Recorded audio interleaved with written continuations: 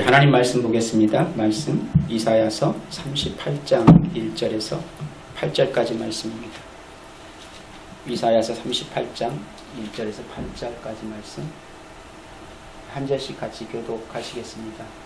그 무렵에 히스기야가 병이 들어서 거의 죽게 되었는데 아모스의 아들 예언자 이사야가 그에게 와서 말하였다. 주님께서 이렇게 말씀하십니다. 내가 죽게 되었으니 너의 집안 모든 일을 정리하여라. 내가 다시 회복되지 못할 것이다. 이 말을 듣고서 히스기야는 그의 얼굴을 벽 쪽으로 들고 주님께 기도하여 이렇게 아뢰었다. 주님께 빕니다. 제가 주님 앞에서 진실하게 살아온 것과 온전한 마음으로 순종하는 것과 주님께서 보시기에 선한 일 한 것을 기억하여 주십시오. 이렇게 기도하고 나서 히스기야는 한참 동안 흐느껴 울었다.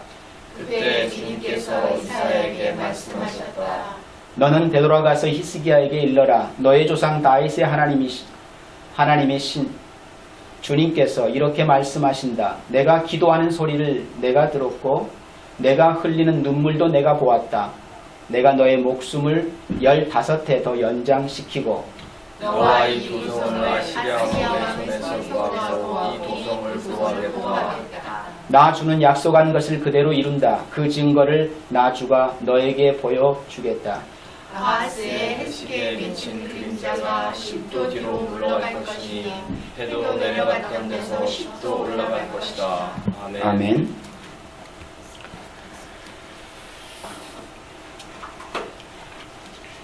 오늘 이사야서 38장 1절에서 8절까지 말씀을 가지고 하나님이 들으시는 기도 순서상으로 하면 네 번째가 되어지겠죠.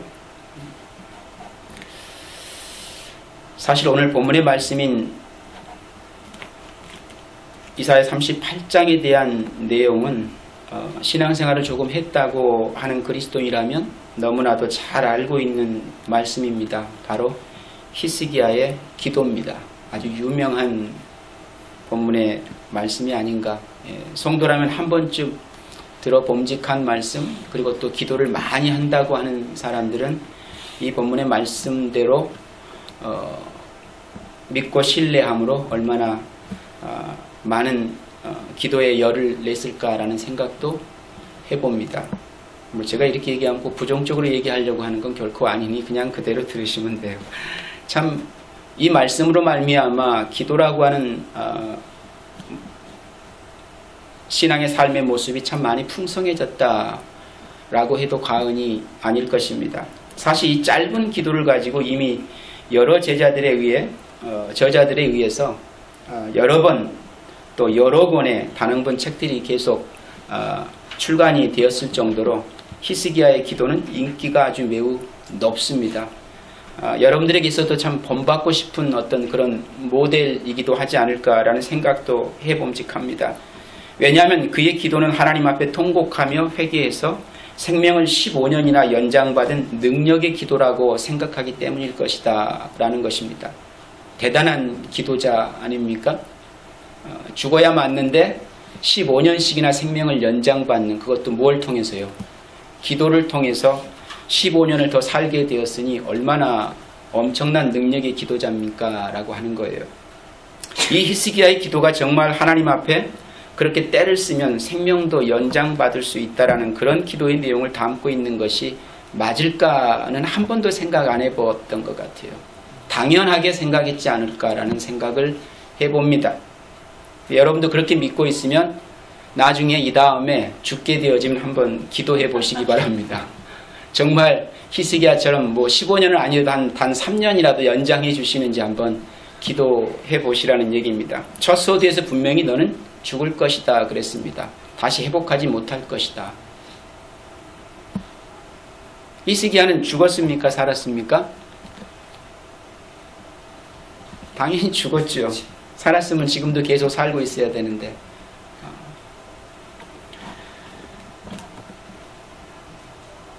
그렇게 이해를 하고 우리가 우리들의 삶의 현장 속에서도 이런 기도를 하면 우리도 히스기야처럼 생명을 더 많이 연장받아 오래 살 수가 있게 될까라고 하는 거예요.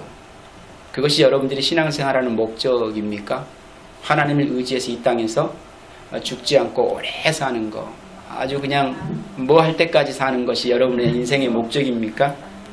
그리고 그렇게 살면 하나님이 참 복을 많이 주셨다라고 고백할 수 있는 것이 되어질까요? 아니, 그런 것이 아니더라도 성도들이 이 땅에서 오래오래 살게 해달라고 기도하는 것이 옳은 기도가 될 수 있을까라고 하는 거예요.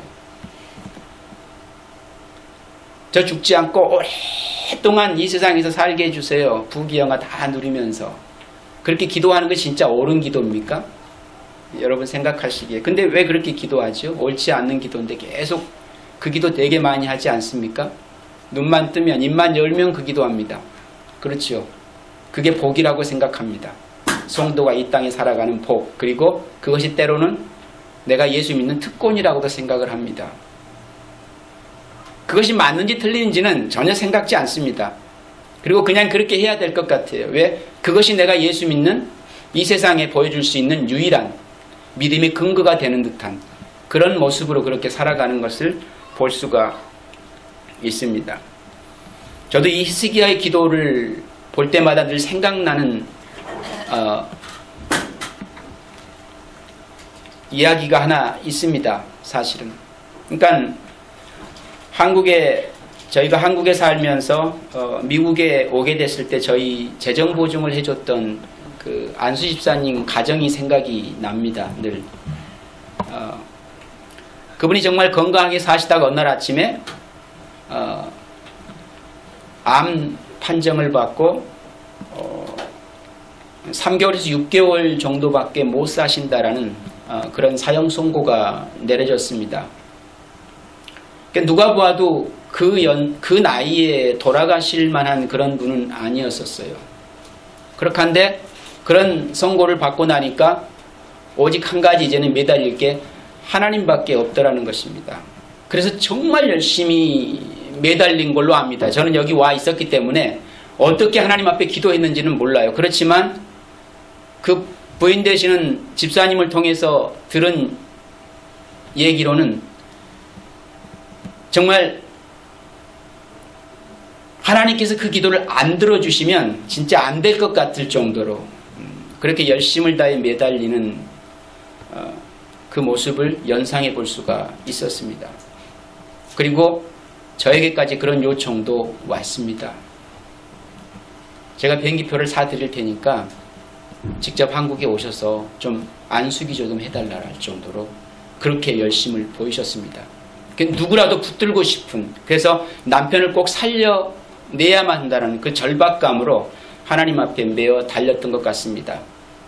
그 모습으로 나아가니까 주변에 그걸 돕겠다고 덤벼드는 목회자도 많았었고 또 선교사님들도 있었고 참 다양한 사람들이 집사님의 남편은 꼭 살 수 있습니다. 하나님이 살려주실 거예요 라고 소망을 주면서 그 일에 동참하는 것을 제가 들었습니다. 그게 옳은 일일까요?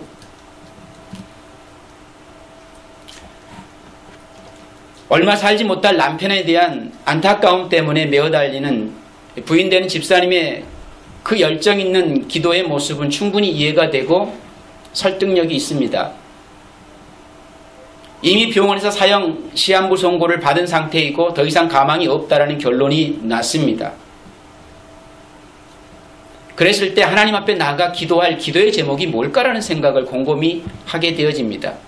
무엇을 하나님이 원하실까라고 하는 거예요.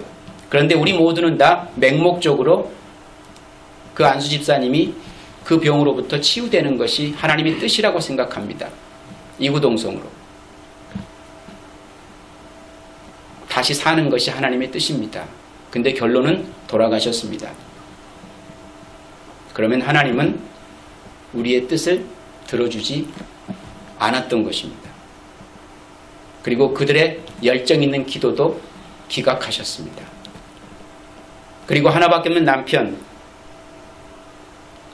홀로 될 막막함에 살아야 되는 그 아내 되는 집사님의 그 간절한 진심 어린 기도도 외면하셨습니다. 도대체 하나님의 뜻이 무엇일까요? 그리고 어떻게 기도하는 것이 하나님이 진짜 원하시는 것이었을까?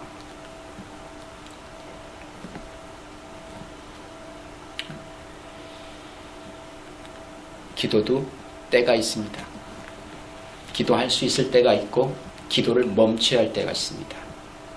내 마음의 소원을 아랠 수 있을 때가 있고 아뢰지 말아야 할 때가 있습니다. 하나님의 뜻을 구할 때가 있으면 그 하나님의 뜻을 잠잠히 기다려야 될 때도 있습니다. 하나님이 들으시는 기도는 하나님의 뜻대로 구하는 기도일 겁니다. 내 뜻이 관철되어서 그것이 이루어졌다고 할지라도 그것이 하나님의 뜻이 아니라면 금방 표가 날 겁니다. 우리는 끝까지 우기고 싶겠지만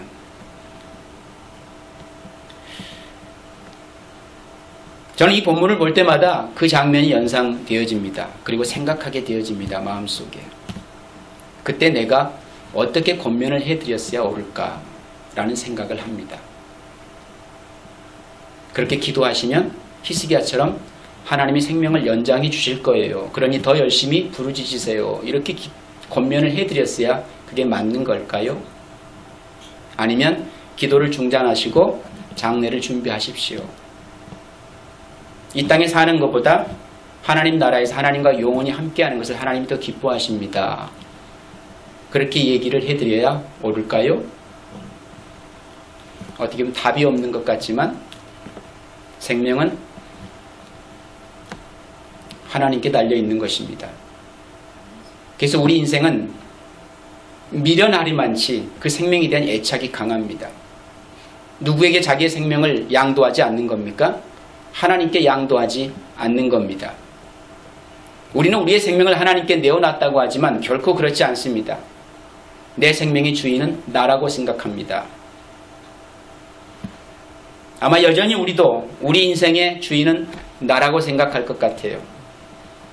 그리고 우리의 죽고 사는 문제도 여전히 나로 말미암아 결정된다고 생각하고 살아갈지도 모릅니다.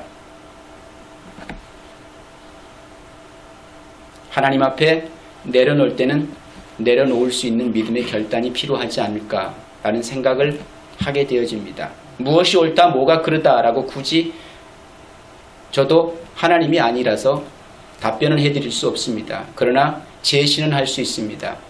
그럴 때 어떻게 하는 것이 진짜 하나님이 원하시는 거였을까라고 하는 거예요.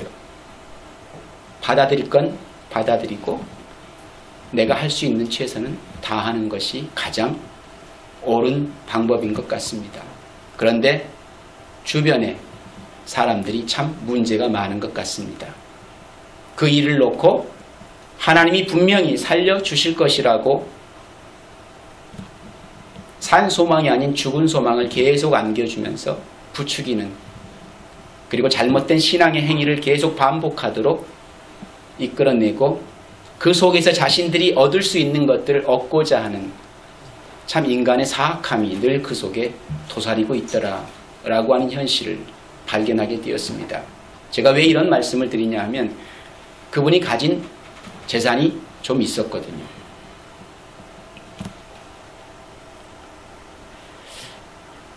만약 그분이 정말 빈털터리로 아무것도 없는 분이었으면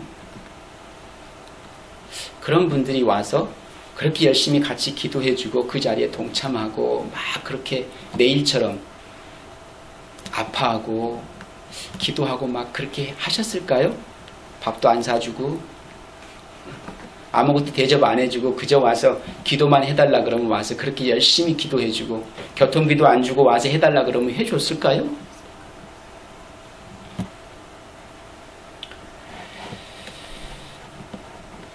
예, 참 안타까운 일입니다. 생명은 하나님께 달린 거죠.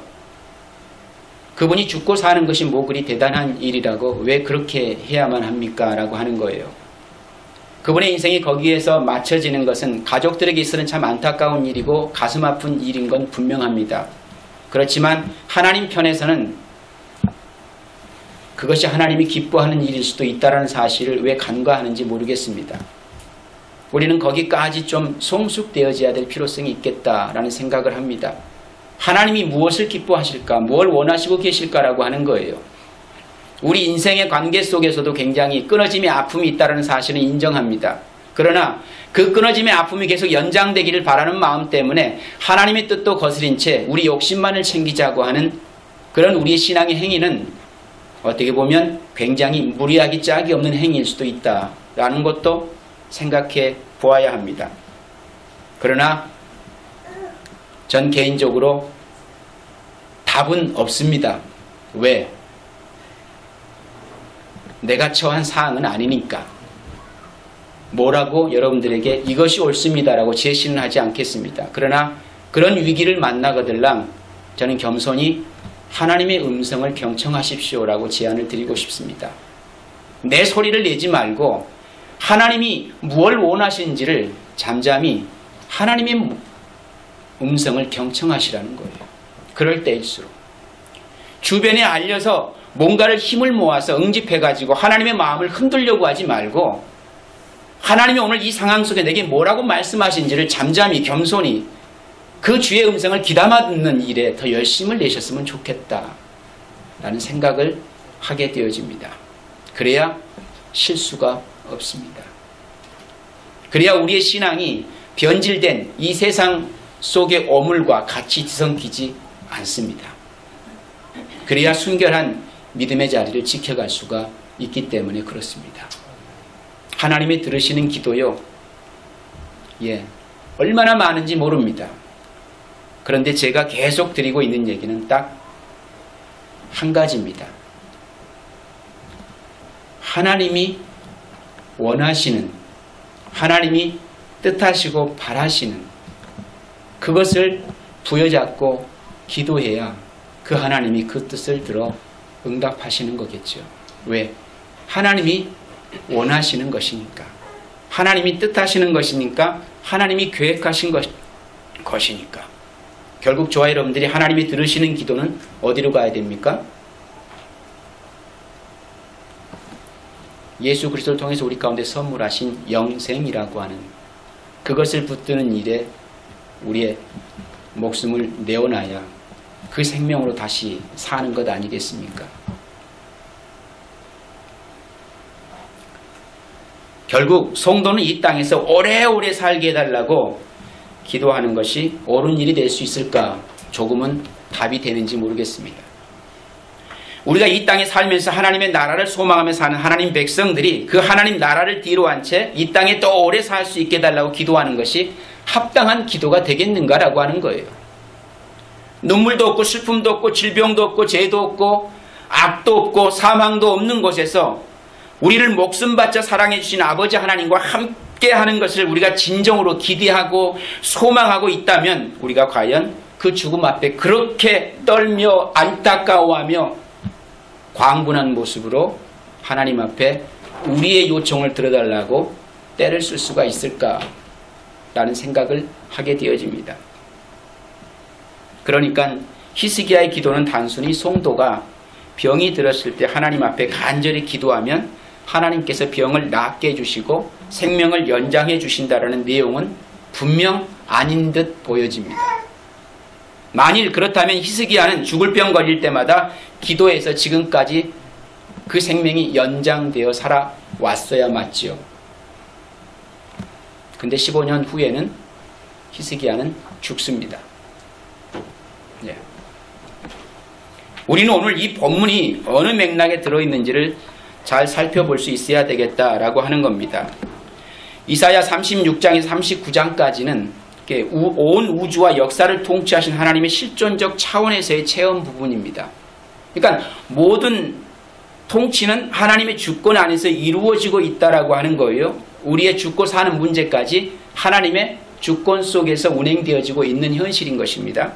그러니까 하나님의 통치권 속에 통치권에 대한 그 약속들과 그 소망들이 어떻게 사실인가를 그의 백성들에게 체험하게 하고 확신시켜 주시는 하나님의 간섭과 찾아오심에 관한 기록이 그렇게 이사야 36장에 39장까지의 내용을 통해서 우리에게 설명해 내고 있는 것입니다. 하나님께서 어떤 목적지를 정해 놓으시고 당신의 백성들을 친히 간섭하셔서 은혜로 이끄시고 징계도 하시면서 결국에는 그 목적지에 데려다 놓고야 마신 하나님의 주권을 가장 우리가 알기 쉬운 그림으로 보여주고 있는 장면이 이사야서 36장에 39장까지의 내용이라는 얘기예요. 하나님은 아수르의 포위 속에 속수무책이 되어버린 남유다와 설상가상으로 그 지경에 죽을 병이 걸린 히스기야를 통해서 하나님의 공의의 심판과 은혜의 풍성함을 동시에 보여주시고, 그럼에도 불구하고 즉시 교만에 빠지는 인생들의 불가능함을 적나라하게 또한 지적해주고 있기도 합니다. 그런데 그 모든 것이 이미 어디에 있었다고요? 하나님의 계획 속에 들어 있었던 일입니다. 그 모든 일이. 아수르 침공도 하나님의 계획 속에 있었고, 히스기야의 질병과 회복도 하나님의 계획 속에 들어 있었고, 모두 하나님의 계획 속에 들어 있었던 것들이었어요. 성경을 보시면 알아요. 유추 해석하는 게 아닙니다. 이미 66권의 성경의 말씀 우리 가운데 주어졌기 때문에 전후좌우를 살피게 되어지면 그것이 하나님의 계획 속에 있었던 사실인 것을 우리는 익히 알아야 합니다. 우리가 그렇게 그 본문의 내용만 보고 쉽게 해서 히스기야가 하나님께 기도했더니 생명을 15년 연장받았더라. 그러면 우리도 그렇게 기도하면 생명을 연장받을 수 있는 거구나. 이렇게 가면 안 된다는 얘기예요. 그렇게 하시는 하나님의 목적과 계획이 분명히 있다라는 얘기예요. 왜 그렇게 하셔야만 하는지. 저와 여러분이 기도로 하나님의 마음을 움직일 수 있다고 했습니까? 없다고 했습니까? 없다고 말씀을 드렸습니다. 그럼 우리는 아무 액션을 취하면 안 됩니까? 그것도 아니라고 말씀을 드렸습니다. 우리 할 바는 당연히 해야 되는 거지요. 그러나 우리가 기도한 대로 하나님이 움직이시는 분은 아니라는 얘기입니다. 하나님은 하나님의 뜻대로 움직이시는 거예요. 근데 우리는 자꾸 착각하기를 내가 이렇게 열심을 내어 기도하면 하나님의 마음도 동하여서 우리의 뜻대로 움직여 주신다고 착각한 우리의 신앙생활에 문제가 있다는 거예요. 이 모든 것이 하나님의 계획 속에 들어 있었다. 하나님은 교회에게 무언가를 설명해 주시기 위해서 이러한 역사의 사건들과 인물들을 친절하고 아주 자세하게 설명을 해주고 계신 것입니다. 하나님은 분명 이스라엘이 가나안에 들어가기 전부터 그들이 어떻게 하나님 앞에 패역한 짓을 행하고 우상을 섬기게 될 것인가를 예언으로 말씀해 주셨습니다. 그리고 그때에 하나님께서 어떻게 그들을 징치하실 것인지에 관해서도 정확하게 말씀을 해 주십니다. 근데 망각하는 인생들은 그렇게 알려줘도 전혀 거기에 신경을 쓰지 않는 것을 볼 수가 있더라고요. 신명기 31장 16절과 22절까지 말씀 속에 이미 그 내용이 다 들어있습니다.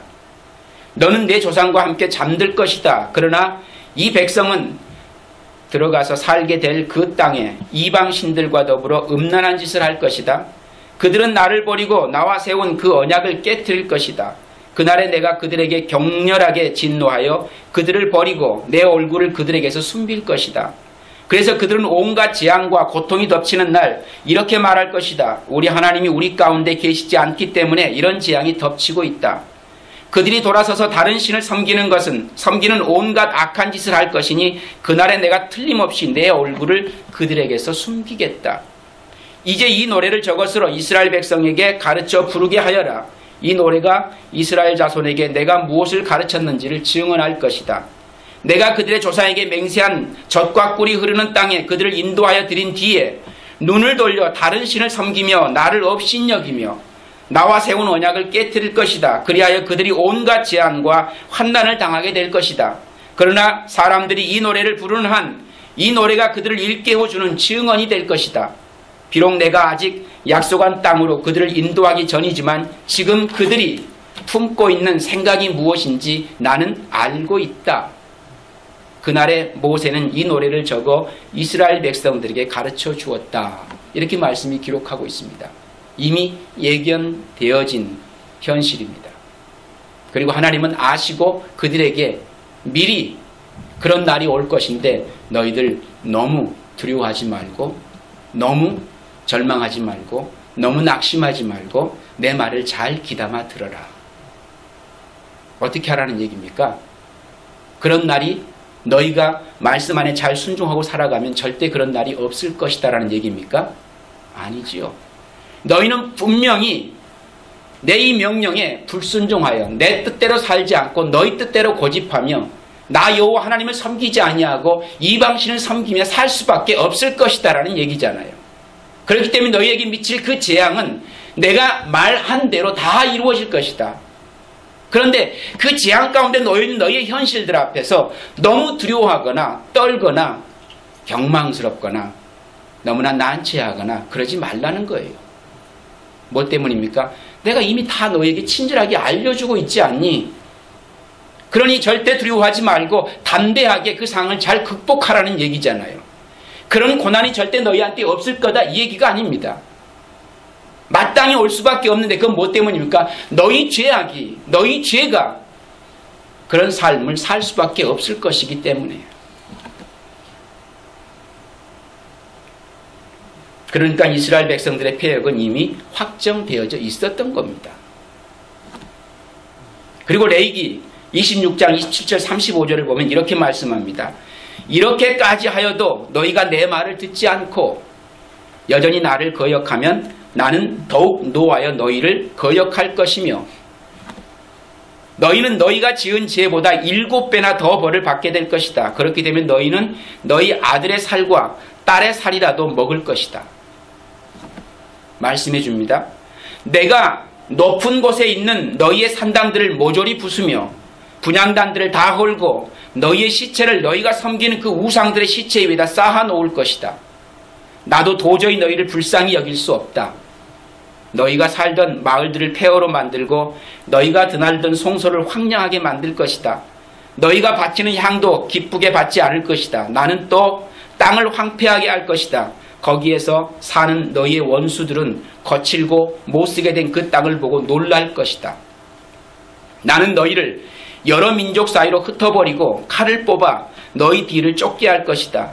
너희가 살던 땅은 버려진 채 거칠고 쓸모없이 될 것이며 너희가 살던 마을은 폐허가 될 것이다. 그때야 비로소 땅은 안식을 누릴 것이다. 땅이 그렇게 폐허로 버려져 있는 동안 곧 너희가 원수들의 나라로 잡혀가 있는 동안에 비로소 땅은 쉴 것이며 제 몫의 안식을 누릴 것이다. 너희가 그 땅에 사는 동안에는 안식년이 되어도 땅이 쉬지 못하였지만 폐허로 버려져 있는 동안에는 땅이 쉴 것이다. 이러한 하나님의 경고가 실제로 똑같이 일어났습니다. 이스라엘 역사를 쭉 이렇게 보면 그대로 일어납니다. 열왕기하 6장을 보면 아람이 이스라엘을 포위하자마자 어미들이 실제로 어떻게 했습니까? 자식들을 삶아 먹었습니다. 그 예언한 대로 그렇게 그 일이 그대로 이루어져요. 이스라엘 왕이 그들 곁을 지나가자 자기 자식을 삶아 먹은 어미가 다른 어미를 고소하는 장면이 나옵니다. 자기 자식은 삶아서 같이 먹었는데 오늘 자식을 삶기로 한 다른 어미가 오리발을 내민다라는 거예요. 숨겨놓고 없다라는 겁니다. 그게 열왕기하 6장 28절 29절을 보면 이렇게 기록되어 있는데 도대체 무슨 일로 그러시오? 그 여자가 말하였다. 며칠 전에 이 여자가 저에게 말하기를 내 아들을 잡아서 같이 먹고 내일은 내 아들을 잡아서 같이 먹도록 하자라고 하였습니다. 그래서 우리는 우선 제 아들을 삶아서 같이 먹었습니다. 다음날 제가 이 여자에게 내 아들을 내놓으라. 우리가 잡아서 같이 먹도록 하자 하였더니 이 여자가 자기 아들을 숨기고 내놓지 않았습니다. 라는 거예요. 현우도 알고 있어? 오리발 내밀고 안 내놓는 거야, 아들을.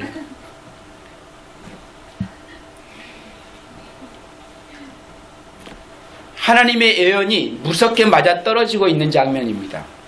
뿐만 아니라 지금 읽었던 레위기 26장 34절 35절에는 이스라엘이 하나님 앞에서 순종의 삶을 살지 않으면 대적의 나라의 포로로 잡혀가게 되고 그때가 가나안 땅은 안식을 하게 될 것이다. 이렇게 말씀이 선포되어집니다. 그 일은 무엇을 예언하는 것입니까? 바로 이스라엘이 바벨론 포로 사건을 예언하고 있는 것입니다. 그냥 신경 쓰지 말고 내버려 두어요. 역대하 36장 21절에 보면은 그리하여 주님께서 예레미야를 시켜서 땅이 7년 동안 황폐하게 되어 그동안 누리지 못했던 안식을 다 누리게 할 것이다 라는 말씀이 그대로 이루어집니다. 이처럼 이스라엘의 그 패역은 이미 결정되어서 있었던 거예요.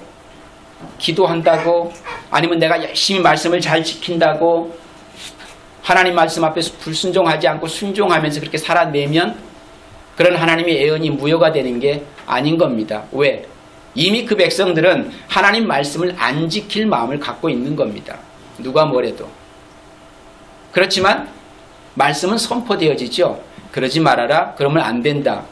만약 너희가 그 말씀을 순종치 아니하면 너희가 이렇게 될 거야 라고 알려줍니다. 그런데 결론은 뭡니까? 너희는 그렇게 말씀을 안 지켜서 내가 징계하는 징계를 다 받을 수밖에 없을 거야 라는 얘기입니다. 저와 여러분이 신앙의 삶을 그렇게 이해하셔야 돼요. 내가 뭘 잘한다고, 내가 뭘 열심히 한다고, 내가 하나님 앞에 예쁘게 보인다고 내 인생에 주어질 하나님의 계획이 수정되는 건 아니라는 얘기입니다. 그걸 잘 아셔야 돼요. 우리는 그때마다 하나님 잘 감당하게 해주세요 라는 기도를 드리는 것이 맞는 거지, 혹시라도 제 앞에 닥칠 이러한 아픔들이 있으면 다 제거해 주세요 라는 기도는 무의미한 거예요. 내가 이렇게 잘할게요 100번 1000번 약속해봐야 아무 소용이 없습니다. 왜? 그 약속 안 지킬 거니까. 누구는 아신다? 하나님은 너무 잘 아시는 거예요. 그러니까 하나님 앞에 뻔한 거짓말 너무 많이 하지 마시고 그냥 하나님의 뜻대로 하나님이 어떤 삶을 내게 허락하시든 나로 하여금 성령을 의지해서 순종할 수 있도록 나를 붙들어 주세요.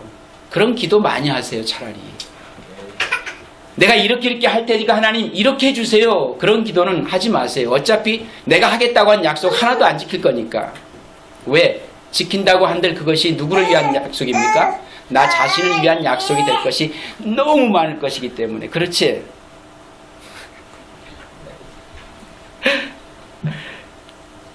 이처럼 이스라엘 패역은 이미 결정되어 있었던 것입니다. 그리고 그들을 향한 바벨론 유수라고 하는 하나님의 징벌 또한 이미 결정되어 있었던 거예요.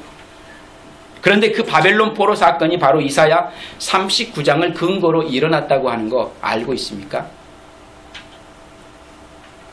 히스기야 기도를 통해서 15년의 생명이 연장되어지지 않았다면 바벨론 유수도 없는 겁니다. 여러분 그걸 아셔야 돼요. 하나님의 계획이 이루어지려면 그 사건 속에서 히스기야는 기도를 해야만 됐고 15년의 생명을 연장받아야만 합니다. 왜? 하나님의 계획이 이루어지기 위해서는 그 사건이 그대로 되어져야만 한다는 거예요. 그러니까 성경을 뚝 떼어가지고 내가 원하는 말씀으로 삼기 위해서 그렇게 나한테 필요한 큐티로 적용하지 말라는 거예요. 왜? 그렇게 이해하면 하나님의 뜻이 뭔지 전혀 모릅니다. 왜 이런 사건이 있었는지, 왜 이 말씀이 여기에 주어지고 있는지, 왜 히스기야가 기도하여 15년 생명이 연장됐는지 전혀 발견할 수 없어요. 그래서 섣불리 말씀을 큐티하지 말라는 이유가 그겁니다.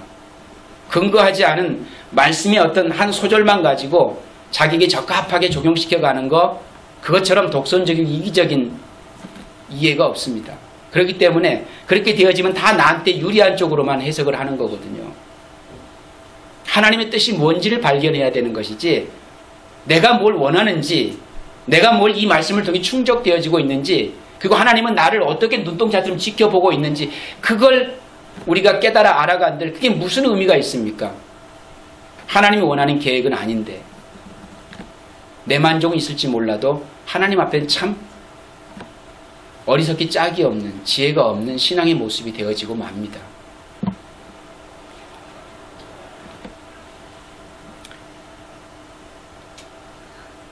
이렇게 히스기야의 실수는 반드시 필연적으로 있어야 했던 사건이라는 거예요. 없으면 안 되는 사건, 꼭 있어야만 됩니다. 그런데 히스기야의 실수는 하나님의 은혜로 15년의 생명을 연장받은 후에 그 은혜를 저버린 실수. 그렇죠? 그게 있어야만 돼요. 15년 생명을 연장해 주셨다 그래가지고 하나님을 철두철미하게 신뢰하는 그 모습으로 가면 안 되는 거예요. 히스기야는. 이게 너무할지 모르겠지만 그래야만 합니다. 우리는 말씀을 아니까 이렇게 이해해 볼 수 있지만 그러지 않은 상태에서는 그렇게 이해가 안 되었겠지요. 그렇지만 결과론적으로는 그렇게 되어져야만 합니다. 하나님이 정해놓으신 징계, 즉 이스라엘이 바벨론 포로로 잡혀가기 위해서는 히스기야의 교만이 전제되어야 했고, 그 히스기야의 실수는 히스기야의 죽을 병의 치유에서 비롯된 것입니다. 그가 그 질병으로 치유되지 않았으면요, 히스기야의 교만은 존재하지 않습니다. 그 이전의 히스기야의 모습은 하나님 앞에 얼마나 신실했는데요. 자기 스스로 입으로도 고백하자는 오늘 말씀을 통해서 내가 어떤 사람이었는지 하나님 앞에. 우리보다는 얼마나 나은 신앙인이었는데요. 얼마나 대단한 신앙의 사람이었는데요. 하나님에 대한 신뢰가 얼마나 돈독했는데요. 그리고 얼마나 그 믿음으로 살려고 애쓰고 발버둥 치는 삶을 살았는데요. 왕이었음에도 불구하고 전혀 하나님 앞에 교만하지 않고 겸손한 삶을 살았습니다. 그러므로 히스기야의 죽을 병 치유는 단순히 한 개인이 기도를 열심히 해서 병에서 노임을 받는 사건이 아니라 그보다 더 크고 깊은 메시지가 그 속에 담겨져 있는 사건이 되는 것입니다. 오늘 우리가 같이 읽었던 히스기야의 기도는 바로 그러한 맥락 속에서 이해되어져야 그 바른 의미가 오늘 우리에게 전달되어지는 것입니다. 히스기야의 15년 생명 연장이 결국은 남유다의 멸망으로 이어지는 것입니다. 그렇다면 그렇게 히스기야가 자신의 병을 죽을 병으로부터 15년 생명을 연장받아 더 오래 살게 된 것이 정말 복이 되는 것입니까?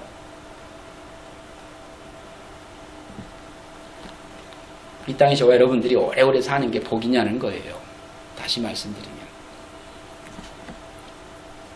그걸 복으로 알고 하나님 앞에 기도한다면 하나님 나라에서 영원히 살고자 하는 여러분들의 마음의 소원은 또 뭡니까? 그건 가짜라는 얘기입니까? 이게 복이라는데 그럼 이건 뭐가 되는 거죠? 진짜 복은 이건데 진짜 복이 아닌 투영되어진 가짜 복을 복으로 알고 붙들고 살아가면 그게 뭐가 되는 겁니까? 그리고 그걸 위해서 기도하고 있다면 그게 옳은 신앙의 모습이지 않은 거예요. 내가 죽을 병에 걸렸으면 하나님 앞에 진짜 뭐 그럴 사람 아무도 없지만 아무도 없을 거 아닙니까? 저 여러분들도 사실은 그 상황 속에서 장담할 수 없는 거잖아요. 내가 죽을 병에 걸렸어요. 하나님 앞에 기도는 해야 돼요. 그럼 어떤 기도가 먼저 나와야 맞습니까? 내가 이렇게 하나님과 함께 할 수 있게 되어 감사합니다 라는 기도가 먼저 나올까요? 하나님 고쳐주세요. 내가 다시는 이렇게 살지 않을게요. 이렇게 하지 않겠습니까? 대부분 다. 고쳐만 주시면 내가 앞으로 너무 잘할게요. 살려만 주시면. 그리고 모든 사람들의 간증이 뭡니까? 살았기 때문에 간증하죠. 죽은 사람 말이 없으니까. 진짜 믿음은 뭡니까? 죽어서 하나님과 영원히 함께하는 게 믿음인데 팔팔하게 다시 살아가지고 죽었던 자리에 다시 살아났다고 그걸 막 자랑하고 다녀요. 하나님과는 함께할 수 없는데.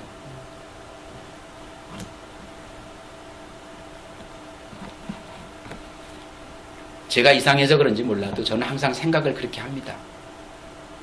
뭐가 진짜일까 뭐가 가짜일까 생각해보면 우리는 다 가짜만 붙들고 사는 것 같다라는 생각을 하게 됩니다. 그리고 진짜는 외면당하고 있는 거예요. 정말 죽음 앞에 의연하게 하나님 나 빨리 데려가 주세요. 너무 질병이 고통스러워서가 아니라 나 하나님과 정말 함께하고 싶은 그 욕심 때문에 하나님 나 빨리 데려가 주세요. 이 눈물과 아픔과 고통이 많은 이 세상에서 더 오래 있고 싶지 않아요. 나 하나님과 영원히 함께하고 싶어요. 하나님 제발 좀 나를 데려가 주세요. 그런 마음으로 기도하면 되돌려 주실 겁니다. 근데 나 오래 살고 싶어요. 하나님 제발 좀 날 좀 살려주세요. 그렇게 기도하면 응답을 안 해야 되는데 거기다는 응답을 하신 하나님이 날 빨리 데려가 주세요. 그러면 진짜 빨리 데려가 주세요. 왜? 하나님 너무 기뻐하는 일이니까 얼른 데려가 주시고 함께 하세요. 여러분 이 땅에 진짜 믿음 생활 신실하게 하시는 분들 오래 살지 못합니다. 그렇다고 장수하는 것이 믿음이 없다는 얘기는 아닙니다. 지금 보세요. 주변에 한번 이렇게 돌아보세요. 저분은 정말 오래 살았으면 좋을 것 같아. 우리의 믿음의 기감이 되어지니까 그런 분들 하나님이 일찍 데려가십니다. 뭐 때문일까? 그런 생각은 안 해보셨습니까? 하나님이 함께하고 싶어서 그러실 것 같아요. 이 세상이 아닌 그 하나님과 영원히 그 나라에서 함께하고 싶은 마음이 아마 빨리 이 세상 속에서 더 고통을 맞고 더 힘들어하기 이전에 하나님이 얼른 품에 안고 싶은 그 마음 때문에 빨리 부르시는 게 아닐까라는 생각을 하게 되어집니다. 그 뜻이 어딨는지는 모르겠어요. 그렇지만 적어도 제가 생각해 볼 때 하나님이 이 땅에서 빨리 데려가고 싶은 사람이 있었을 때는 정말 하나님만을 신뢰하고 하나님 없이는 못 살 사람, 그런 사람을 일찍 데려가지 않을까라는 겁니다. 오래 살고 싶으세요? 불순종 많이 하십시오. 제대로 인간 될 때까지 계속 살려두실 것입니다. 그런데 거기에 따르는 고통도 만만치 않다라는 거 기억하시면서 사시면 되겠죠. 그러면 답이 될 것 같습니다. 히스기야 생명이 뭐 15년 연장됐다 그러니까 진짜 막 오래 살고 막 그렇게 살다가 하나님 앞에 간 건 아닙니다.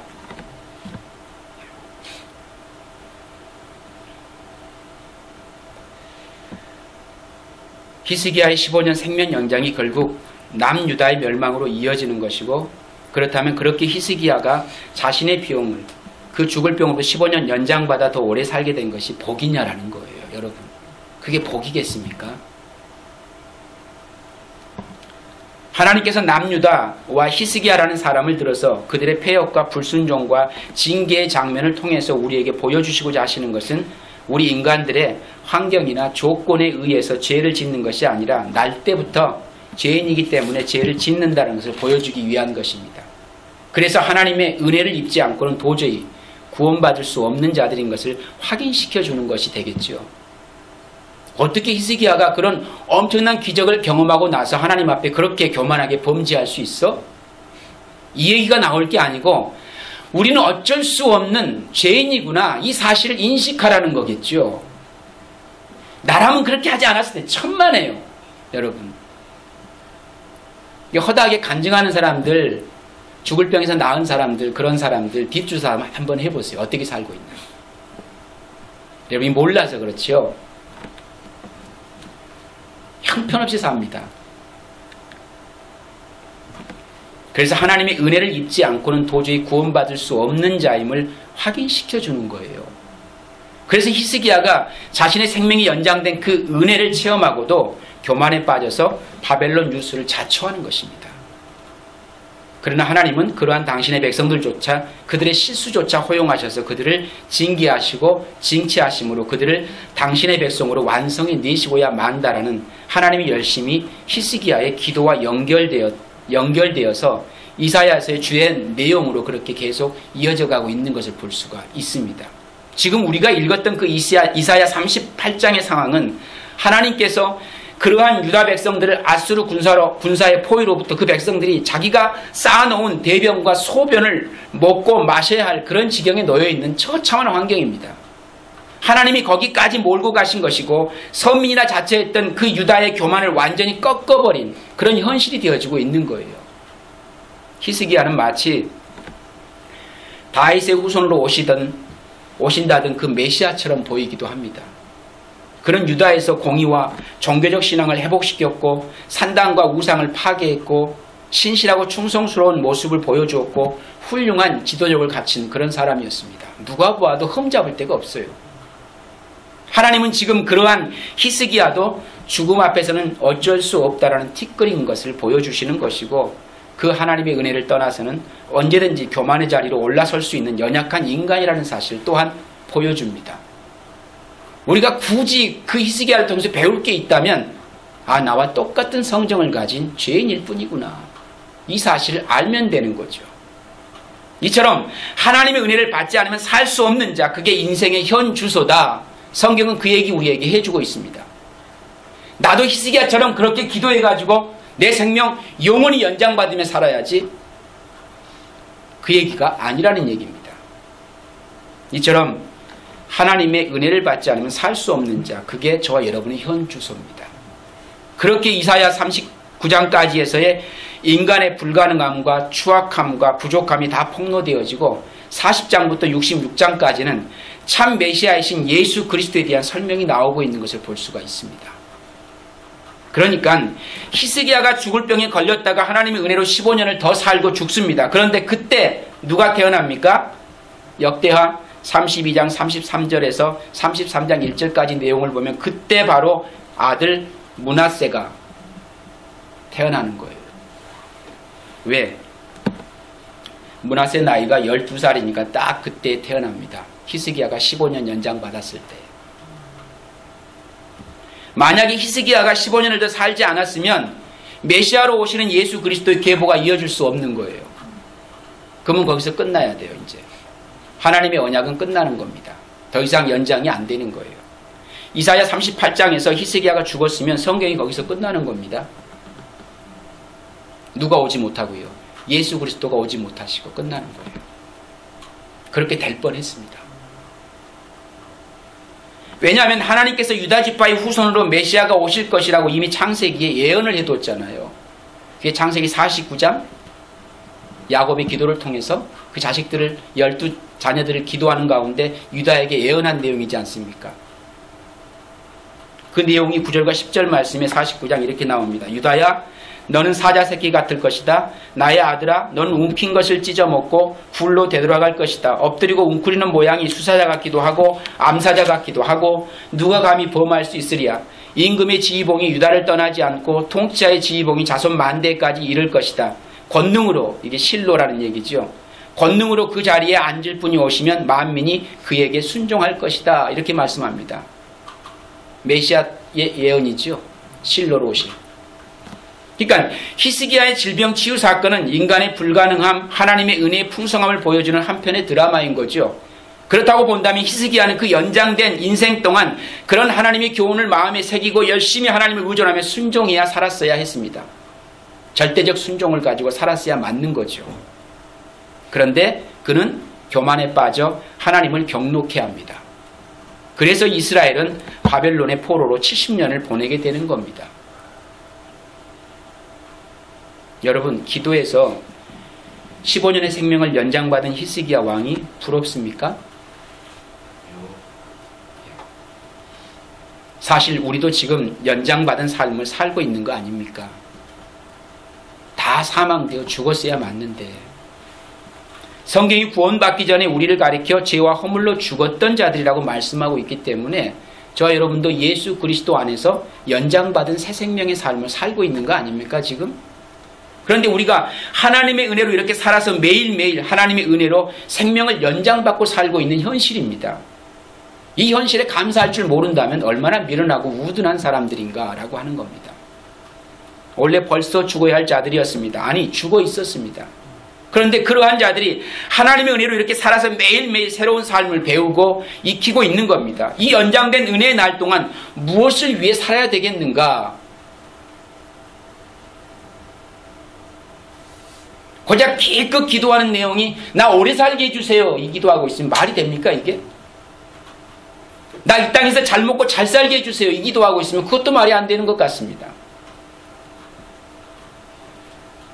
이 세상의 힘의 원리를 따라 사는 것이 아니라 하나님께 순종하고 하나님만을 의존해서 우리들의 삶을 영위해 나가야 하는 것입니다. 그 하나님만으로 만족하는 삶을 향해서 끊임없이 도약해 나갈 수 있는 성도의 모습. 그렇게 우리들이 정신 똑바로 차리고 살지 않으면 우리들도 언제든지 히스기야와 같은 우를 범할 수밖에 없는 연약한 인생이라는 것을 성경을 통해서 배우잖아요. 이렇게 배우지 않습니까? 그런 놀라운 기적을 체험하고도 하나님 앞에 저렇게 교만할 수 있구나. 그게 바로 내 모습이구나. 이걸 배우잖아요. 그러나 하나님의 자녀들인 우리들을 향한 하나님의 끈질긴 사랑이 바벨론의 70년 포로 생활을 통해서 하나님 백성들을 훈련시켜서 성숙시키시고 완성시키시는 분이 또한 하나님 아버지십니다. 저 여러분의 인생에 뭐가 따른다는 얘기입니까? 고난이라는 믿음의 현실은 절대 외면할 수 없는 거예요. 그 현실을 너무 싫어서 자꾸만 피하고 싶지는 모르겠지만 성도에게 있어서 그 고난은 믿음의 활력소입니다. 너 여기서 이렇게 맥없이 살면 되겠니? 아니면 이렇게 허망하게 인생을 살 거니? 너 이렇게 나약한 모습으로 살 거니? 너 어떻게 나를 잊을 수 있어? 하나님의 징계의 메시지 아닙니까? 당신의 백성을 당신 뜻대로 당신이 원하는 자리에 세워주시기 위해서 계속 우리를 트레인하고 훈련하는 그 징계의 매로 끊임없이 우리 인생 가운데 다가오신 그 하나님은 알아채지 못하고 왜 나한테만 이러세요? 라고 원망하고 불평하면서 그 하나님 외면하고 싶은, 좀 나한테 좀 잘해주세요. 그 하나님만 기대하고 나를 힘들게 하고 어렵게 하면 아이 좀 눈 감아주시고요. 이런 우리의 신앙의 모습이 전부입니다. 그러나 하나님은 그걸 원하는 게 아니시죠. 하나님의 자녀들인 우리들을 향한 하나님의 끈질긴 사랑이 바벨론의 70년 포로 생활을 통해서 하나님 백성을 훈련시키시고 성숙시키시고 완성시키시는 분이 하나님 아버지시라면 오늘 저와 여러분 인생 가운데도 그렇게 하나님은 우리를 끌고 가고 계시다라고 하는 것입니다. 그리고 그것을 말씀하고 있는 것이 히스기야의 기도가 되는 것입니다. 하나님이 들으시는 기도가 뭔가를 우리가 유심히 들여다보시면 당신의 백성은 하나님이 끝까지 책임져 가신다고 하는, 그러니 그 중간중간에 개입되어져 있는 우리의 절망적인 삶의 현실이 올지라도 두려워하거나 낙심하지 말라는 거, 내 약속을 믿고 끝까지 견디라는 거, 인내하라는 거, 잘 싸워 이기라는 거, 계속 우리를 응원해 주시기 위한 하나님의 배려잖아요. 이 말씀이 그것을 가이드하고 있지 않다면 우리는 성경을 굳이 펼쳐서 볼 필요가 없지요. 덮어놓고 신앙생활하면 될 거 아닙니까? 그런데 이 말씀을 펼치고 신앙생활을 해야 될 이유가 있다면 이게 저와 여러분들이 하나님 나라 가는 가이드니까 이걸 잘 보고 이 길을 따라가야 되는 거 아닙니까? 내 생각대로 신앙생활을 하면 안 되는 것이고 말씀이 가이드를 따라서 우리의 신앙의 삶을 겸손하게 그리고 지혜롭게 잘 그 하나님이 이끄신 따라 순종하며 살아가는 것. 그래서 말씀이 저와 여러분의 인생에 뭐가 되어야 됩니까? 등이 되어야 되겠지요. 진짜 가이드는 말씀이 저와 여러분들을 이끌어 가시는 데까지 가는 겁니다. 그리고 그곳에 순종하는 것입니다. 서라면 서고 가라 하면 가고, 이스라엘 백성들이 구름기둥 불기둥으로 인도를 받은 것처럼 이 말씀이 저와 여러분들을 그렇게 이끌어 가실 것입니다. 그리고 최종 목적지에 도달하게 되어지면 주님이 저와 여러분들을 두 손 펼치시고 맞을 준비를 하고 계시는 거예요. 그곳에 가서 주님을 뵈면 아 내가 잘 왔구나 라고 하는 거고, 그 주님 안 계시면 아 내가 잘못 왔네 그러면 되는 겁니다. 혹시나 해서 한번 가보셨습니까? 역시 그곳에 주님이 안 계실 겁니다. 뭡니까? 주님이 저와 여러분에게 참 믿음이 되어지지 못하고 가짜 믿음을 부둥켜 안고 살아가게 되어지면 역시 그곳에 주님이 안 계실 거예요. 하나님이 나라라고 생각했던 이곳이 하나님이 내게 약속하신 그 나라일 거야 라고 착각하며 신앙생활을 해왔던 많은 사람들이 그날에 그곳에 가서 주님이 안 계신 걸 보고 얼마나 황당할까, 얼마나 당혹스러울까를 생각해 보면 어떻게 해야 되겠습니까? 그분이 누구이신가를 잘 알고 신앙생활을 해야 되지 않겠습니까? 그런 면에서 말씀은 꼭 펼쳐놓고 신앙생활을 해야 된다. 그리고 바른 가이드를 받아야만 한다. 그냥 덮어놓고 신앙생활하며 소문만 믿고 따라가지 말라는 얘기입니다. 그렇게 신앙생활에서는 절대 저 여러분을 영혼을 책임져 갈 수가 없습니다. 없어요. 이처럼 하나님이 들으시는 기도는 하나님의 뜻과 계획이 나를 통해서 이루어지는 그것을 구하는 기도가 되어져야 되겠지요. 이 땅에서 우리들의 생명을 연장해달라는 그런 기도가 아니라 하나님의 뜻과 계획이 나를 통해서 이루어지실 수 있도록 그리고 나를 어디로 끌고 가시든지 그 하나님의 언약이 나를 통해 신실하게 이루어져 가고 성취되어져 가고 있다는 그 믿음의 확신을 잃어버리지 않는 그 믿음의 신뢰를 가지고 그분을 쫓아갈 수 있고, 그리고 말씀이 우리에게 제시하고 보여준 대로 그 말씀 앞에 순종하며 한 발걸음 한 걸음 한 걸음 한 걸음 따라갈 수 있는 그 믿음의 성도의 신앙의 인내의 여정을 걸어가는 것, 그것이 저와 여러분들이 이 땅에서 살아가는 동안에 가야 할 믿음의 길인 것입니다. 섣불리 우리가 말씀을 대하면서 내가 그 하나님 앞에 열심을 부려서 내가 죽을 병에 혹시나 걸렸다고 했을 때에 그 하나님이 내 생명을 조금 연장해 주는 것으로 그 하나님이 나의 믿음의 중심을 보시고 나를 살려주신 것이냐, 거기에 착각하고 그 일에 목매어 사는 그런 성도의 삶이 아니라, 네가 그렇게 사는 것이 진짜 복인 줄 아니? 그게 아니라 영원히 나와 함께하는 것이 복이지. 그 사실을 알고 깨달아 이 땅에 사는 동안 그 하나님과 함께하는 것에 저와 여러분이 소망을 두고 살아갈 수 있는 그런 성도의 삶으로 성숙되어져 가는 것, 그것을 위해서 기도하고 그것을 위해서 몸부림치고 그것을 위해서 부르짖을 수 있는 성도, 그가 진정 하나님이 들으시는 기도를 하는 참 이 땅에 사는 성도들이 아닐까라는 생각을 하게 되어집니다. 그렇기 때문에 진짜 많이 아프거들랑 정말 많이 힘들거들랑 그렇게 기도하세요.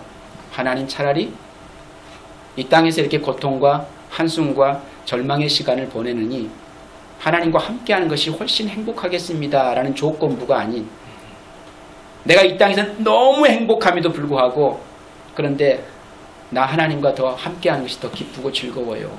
그러니 나 좀 빨리 데려가 주세요 라고 기도할 수 있는 그 마음으로 성숙되기까지 하나님이 저와 여러분들을 훈련하시거들랑 그 훈련 잘 받으시라는 얘기입니다.